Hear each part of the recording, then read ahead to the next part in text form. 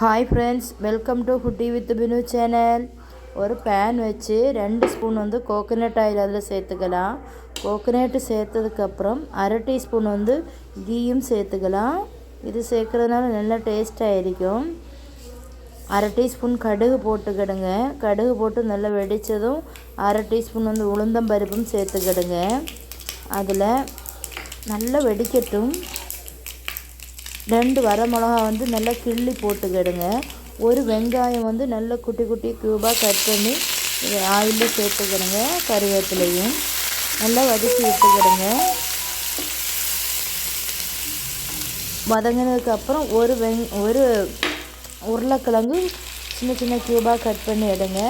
ஒரு 2 வாழைக்காய் அதை ஆயிலே நல்லா மிக்ஸ் பண்ணி விடுங்க. 1/2 டீஸ்பூன் வந்து சால்ட்டு. தண்ணி ஒன்றும் இப்போ விட வேண்டாம். இந்த ஆயிலே நல்லா மிக்ஸ் பண்ணி விடும்போது நல்லா வேகும். தண்ணி விட்டால் அவ்வளோவா டேஸ்ட் இருக்காது வேகிறதுக்கு.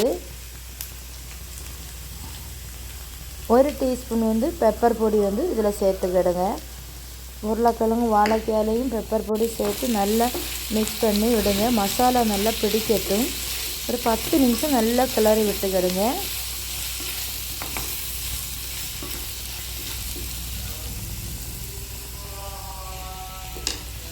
கிளறினதுக்கப்புறம் ஒரு லிட்டில் போட்டு க்ளோஸ் பண்ணி விடுங்க மீடியமாக வச்சு.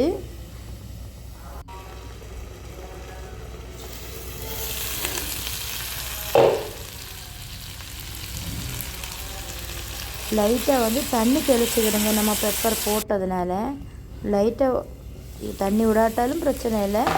லைட்டாக தெளித்தா வந்து இந்த மசாலா வந்து கரியாமல் இருக்கும். அதுக்காக தான். 1/2 டீஸ்பூன் வந்து ஜீரகத்தூள் வந்து சேர்த்துக்கிடுங்க.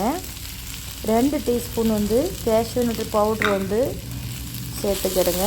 இது சேர்க்கும்போது இன்னும் டேஸ்ட்டாக இருக்கும்.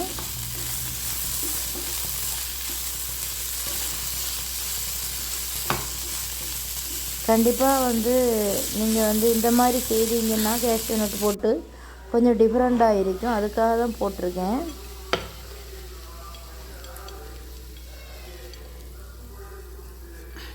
ஒரு பிளேட்டுக்கு நம்ம மாற்றி வச்சாச்சு. கண்டிப்பாக நீங்கள் வந்து ட்ரை பண்ணி பாருங்கள். மறக்காமல் ஃபுட்டி வித் பினு சேனலை சப்ஸ்கிரைப் பண்ணுங்கள், லைக் பண்ணுங்கள், கமெண்ட் பண்ணுங்கள், ஷேர் பண்ணுங்கள். நம்ம சேனலை புதுசாக பார்க்குறவங்களா இருந்தால் சப்ஸ்கிரைப் பண்ணி தேங்க்யூ ஃபார்